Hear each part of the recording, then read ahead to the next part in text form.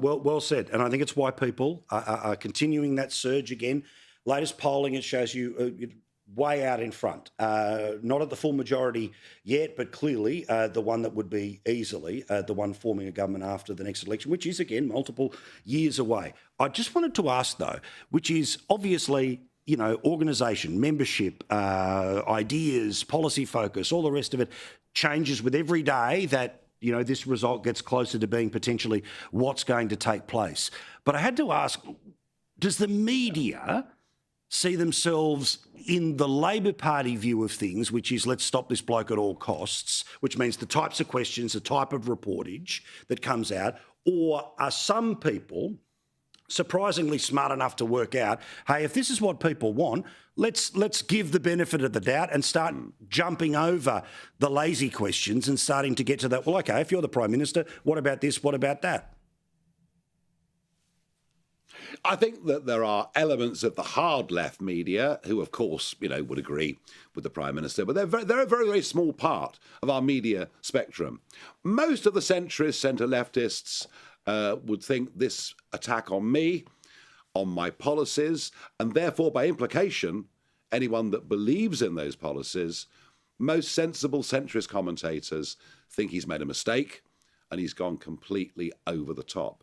On the right side of the media, increasingly what I'm seeing are newspapers that have supported the Conservative Party for over 100 years are beginning to realise that actually it's only us that can beat Socialist Labour at the next election. So, I'm not even complaining about the media. I think they're being reasonably balanced and fair across the board. What I'm complaining about is a Prime Minister who has descended into the gutter in an effort to save his own skin. Yeah, bloody oath. All right, last one here, and there's, again, many more things to talk about. Digital ID, we'll do all of that next week.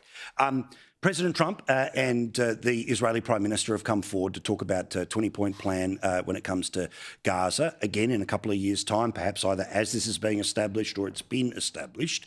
As a Prime Minister, you would have to consider how the UK would engage with this.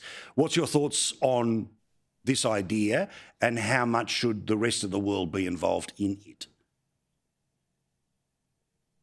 Well, look, I admire the attempts of Trump and the American administration to broker a peace deal. Of course I do.